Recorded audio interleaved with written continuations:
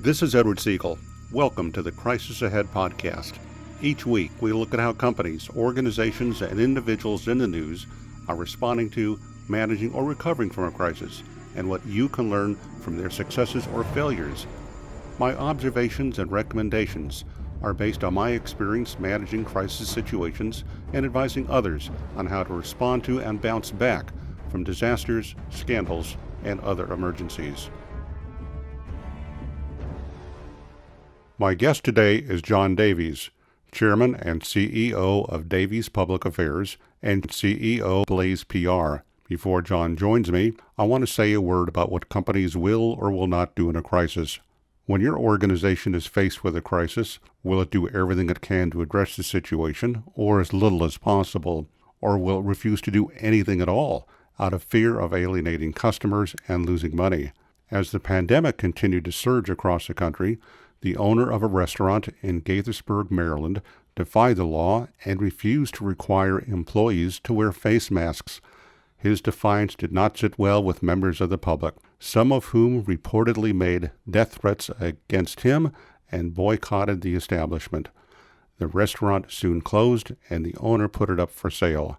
How is your organization responding to the pandemic? Is it doing everything it can and should to protect employees, customers, and the public?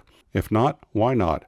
And if not, is the organization prepared to face a backlash for refusing to do what it should in this national public health emergency? Whether your company admits it or not, their refusal to do the right thing in a crisis can only help make a crisis even worse and could create more problems and challenges for your company.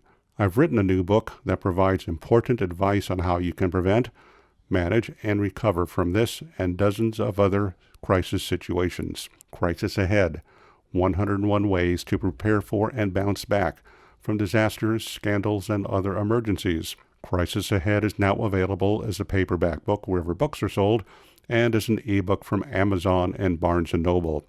Crisis Ahead is filled with case studies about how companies and public figures have prepared for and handled crisis situations, and the important lessons you can learn from their successes and failures.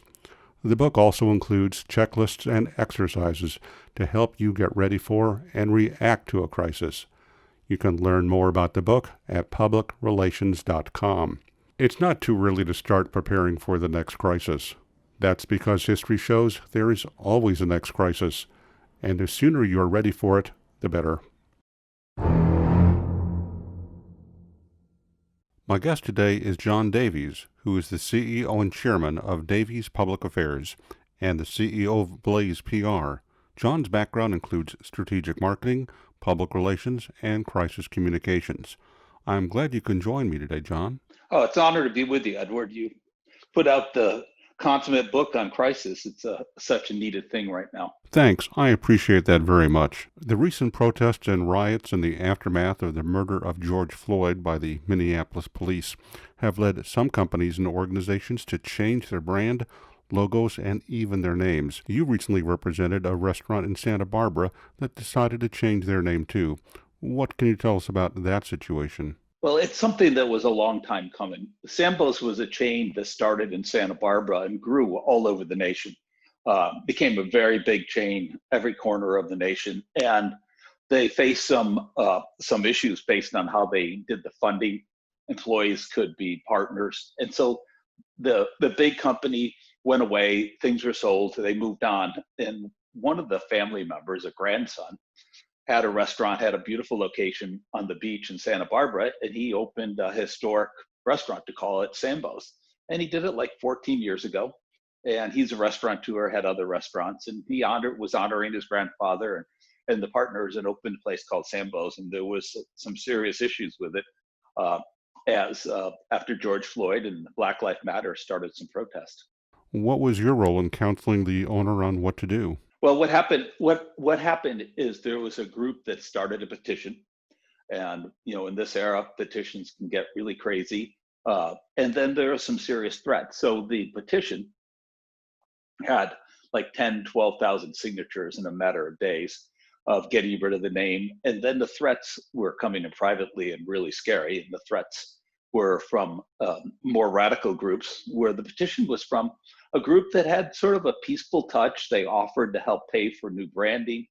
And so we're hired to help deal with it. And of course, the immediate idea always was, how do we keep the name? How do we work through this crisis and keep the name? And my team, our initial analysis very quickly was, you can't keep the name.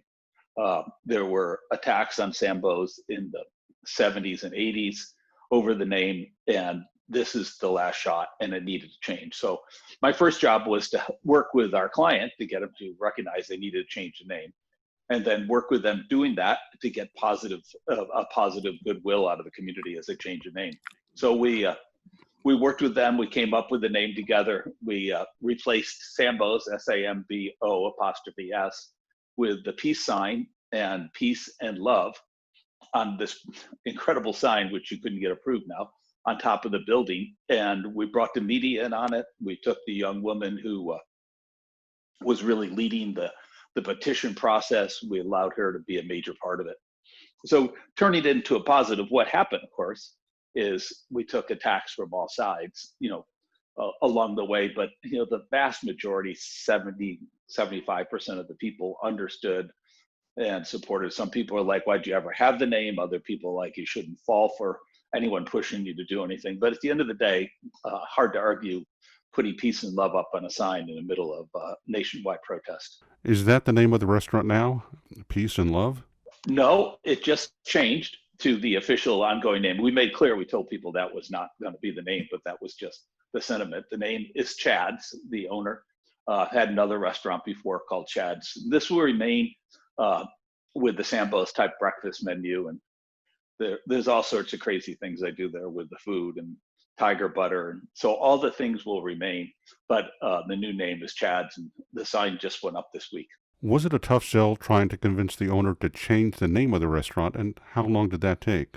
Well, Edward, in these situations, when there's a threat to violence, that you don't have any time. And so it was a 8-9 hour process. And, I felt when I first talked to them, they were pretty strong, that they wanted to see if they could make it through it.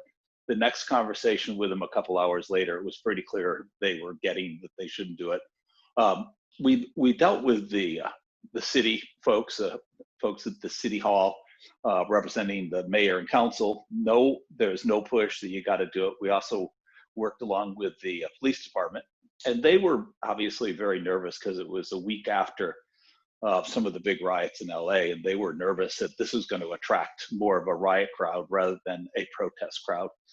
And there were 2 protests planned on Saturday and Sunday of that week. So this is Thursday, and by the end of Thursday night, 9:30, would come to the conclusion that we're going to change the name, working with the sign maker to get a sign up, and that was it. So I think that was the most important part. But the other part was to make sure everyone was pushing in the same direction for positive media for this. Because that's a big deal, change your name.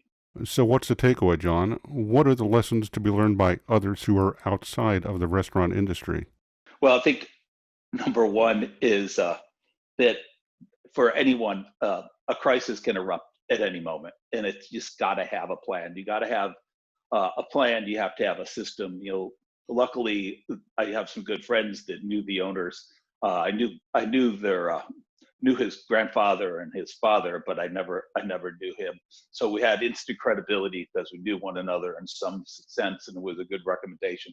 But you need to be ready, and that the media didn't get into it until we changed the name. It was all on social media and digital attack. So it was a change.org petition. It was Facebook and Twitter. And that's where all the action was taking place, which, was interesting. Until we changed the name and started announcing it, did the mainstream media really get involved. So by the time the media knew there was a crisis, the crisis was over? They got to report on the crisis being over. Yeah, that's a good way of putting it. It's like, and the other is, takes a lot of people to come up with the messaging. We wrote a really good statement, and I just felt it was incomplete. And so I shipped it off to a couple of my folks that weren't working on it. And one of them just came back to me and said, yeah, you're missing a paragraph. And she wrote a paragraph that if, we said there was never any malice with the name, that it was honoring the history and, not apologizing for the name, but also being a little bit defensive. And her ad was, in the times we live, perception is more important than anything, and therefore we're changing the name. And that little paragraph said it all. I mean, that became the paragraph that everyone covered. So, reaching out, knowing that you're not the only person in the game, reaching out and getting others to participate was really important. I remember last year when there was a tragic and deadly boat accident off of the California coast that made national headlines.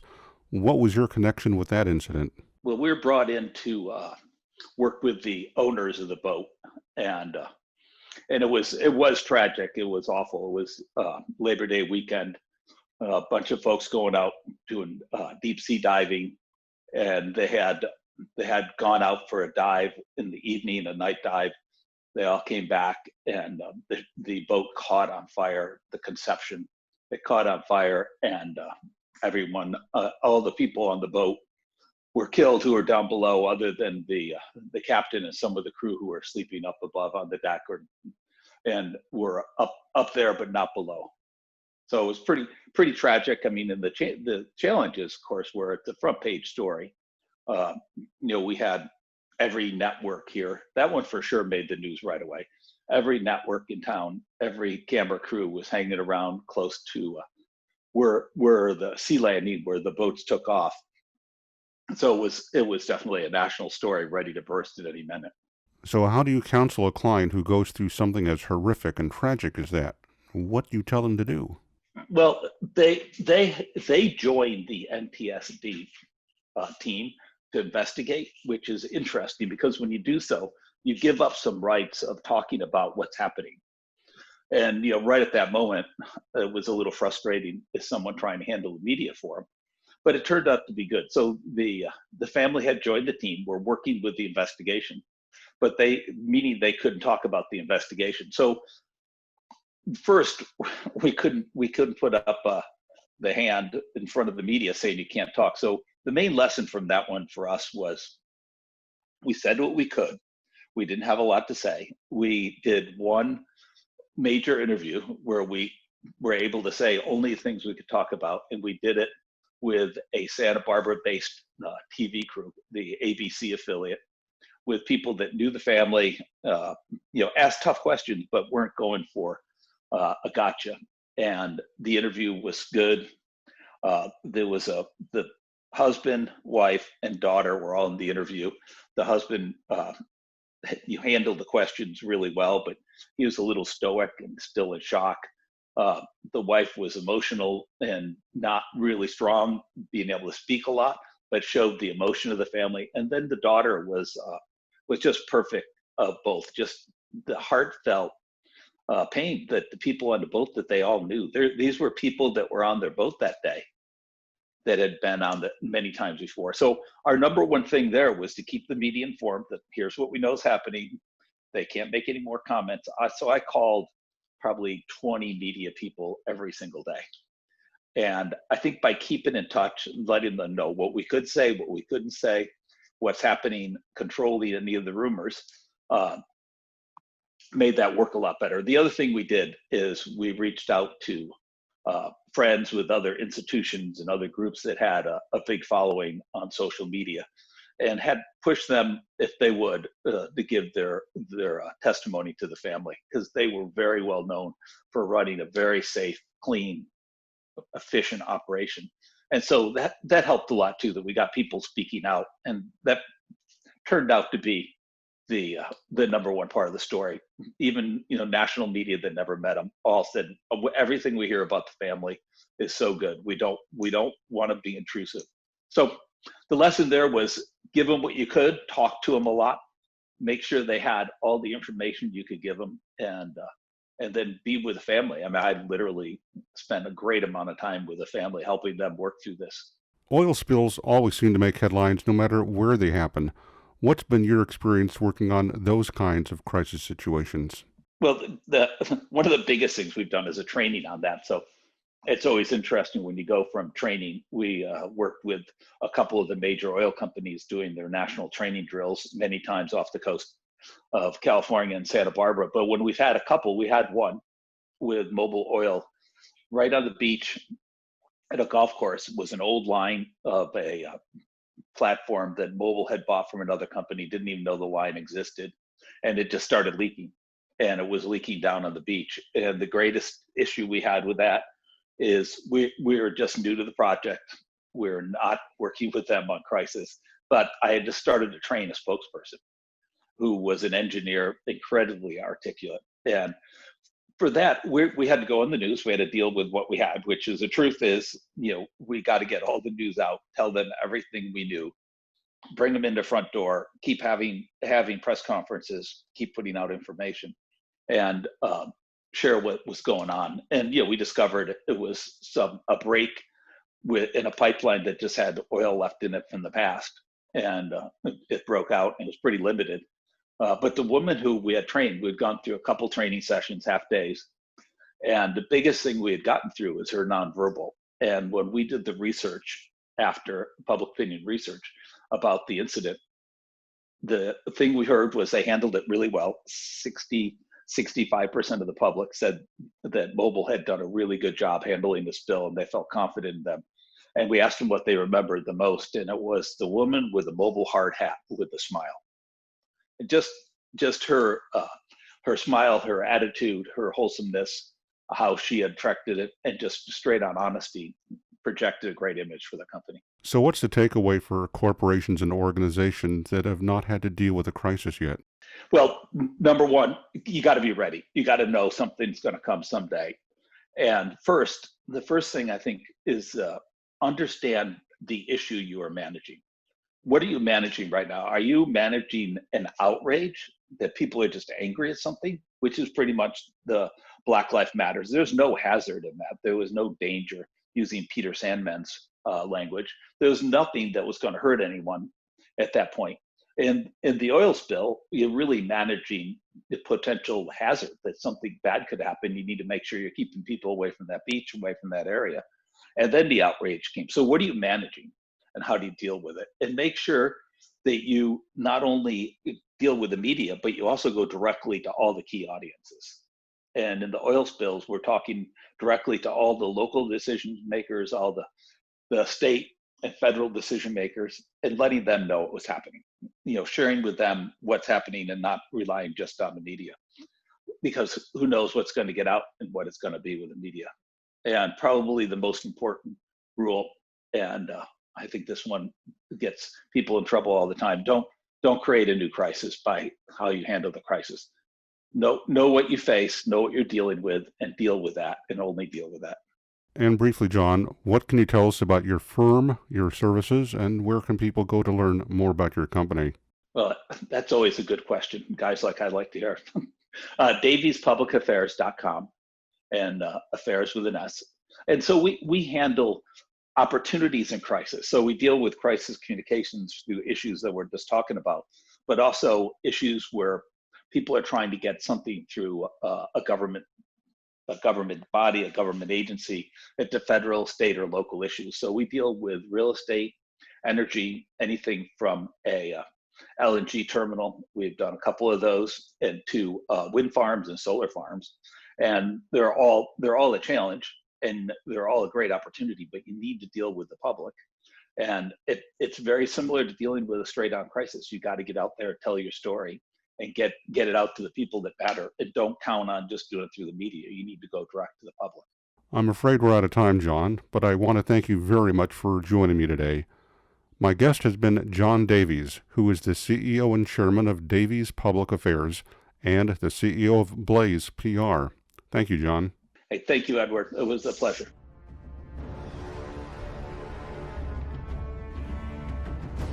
Thanks for joining me for this episode of the Crisis Ahead podcast. Remember, it's not a matter of if companies and organizations will have a crisis, but when.